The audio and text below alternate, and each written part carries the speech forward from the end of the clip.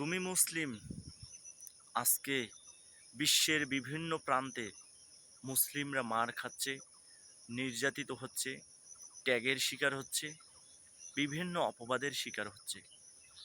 অথচ তুমি একটা সভ্য জাতি, তুমি মানুষকে সভ্যতা শেখাও, কিন্তু আজকে কেন তোমার এই অধপতন হলো?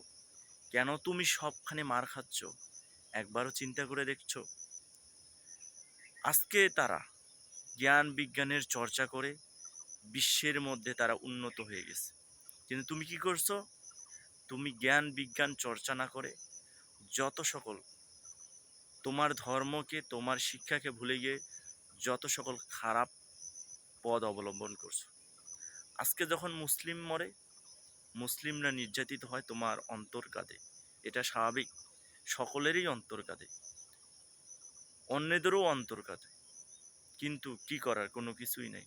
স্বার্থের কাছে সবাই বন্দী। কিন্তু তুমি কি করলে?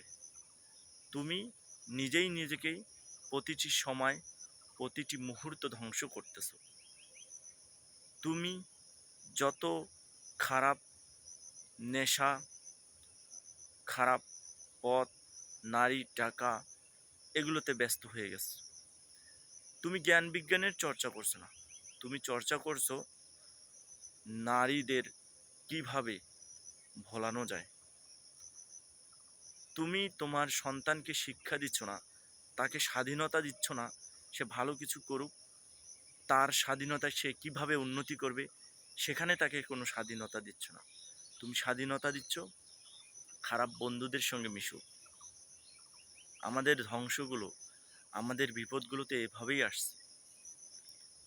তাই আমাদের মুসলিমের যারা আছি, আমাদের প্রতিটি সন্তানকে, আমাদের ভাইকে, আমাদের পরিবারকে আমরা এমন শিক্ষা দেই যাতে করে তারা আমাদের এই শান্তির ধর্মটাকে সুসংগঠিত করে, শক্তিশালী করে, একটা ঐক্যের পর্যায়ে নিয়ে আসে।